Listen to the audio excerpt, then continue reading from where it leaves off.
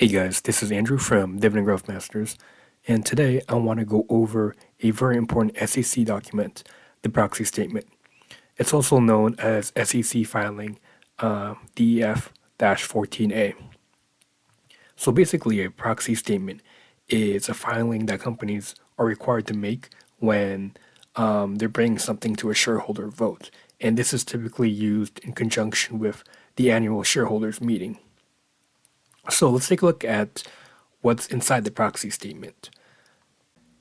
So this is Google's proxy statement for the latest year, for the 2022 annual shareholders meeting. And typically, one of the first pages you'll see is basically a letter to the shareholders of the company from the board of directors. And the next thing that you want to read when it comes to a proxy statement is what what the company is voting on. And typically, what you will be voting on at the annual shareholder meeting is electing the board of directors. And of course, there could be other things you could vote on as well, depending on what's brought forward by other shareholders or the company itself. So if you go down the list here for Google's proxy statement, you can see that they want to ratify the appointment of Ernst & Young as their independent auditors. They want to approve some stock compensation plans and a few other things as well. Now, typically, a lot of the stuff that companies will be voting on in annual shareholder meetings are pretty boilerplate. Executive nominating people to the board of directors, approving compensation plans, etc. Now, one of the important things that you want to check when it comes to the proxy statement, especially if it's a company that you're just researching, like you've never invested in, is to get some background on the executive management team and also the board of directors. So as you can see here, they have information about the executives and the people on the board of directors. And this is good if you want a good background information on these people, what their qualifications are, and where they've worked before. So with Google's proxy statement, they have a section specifically for the biography and background information of the board of directors, the people that they're nominating for the board.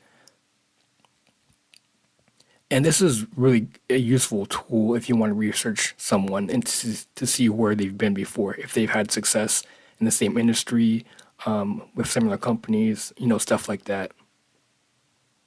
Now, one of the most important aspects of reading and going through the proxy statement is to look at the beneficial ownership of the management team and the board of directors.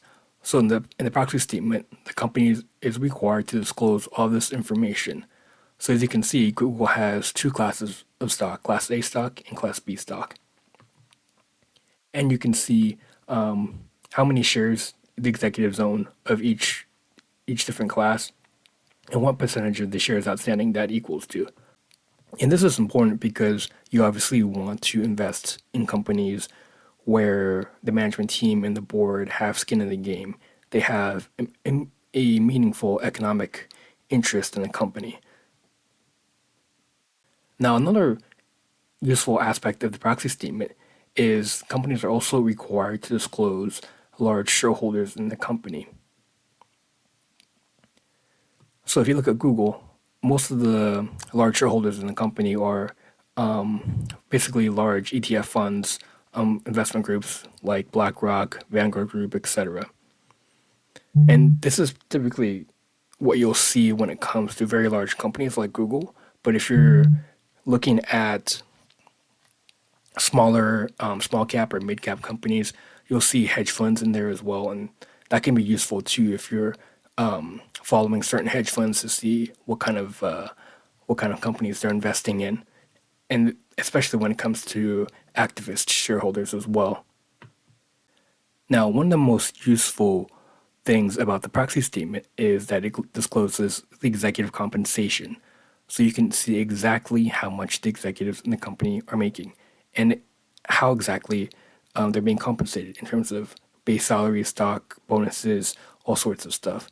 So you can see here, they have their top 1, 2, 3, 4, 5 executives and their compensation for the last 2 or 3 years.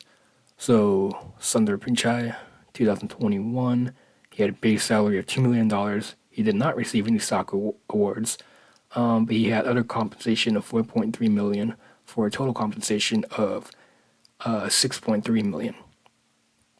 And the reason why he didn't get any stock awards is because he received a large one back in 2019, and I believe that was when he became CEO.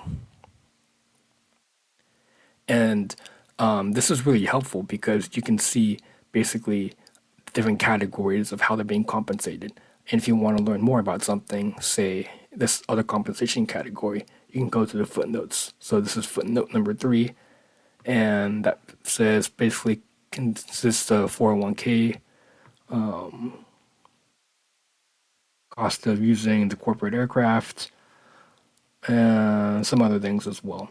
So this is really helpful if you want to see exactly how the management team for your company is being compensated because it's very important. You can see what how exactly they're being evaluated for their annual bonuses, for their stock awards. So you want to make sure that their interests are aligned with yours as shareholders of the company.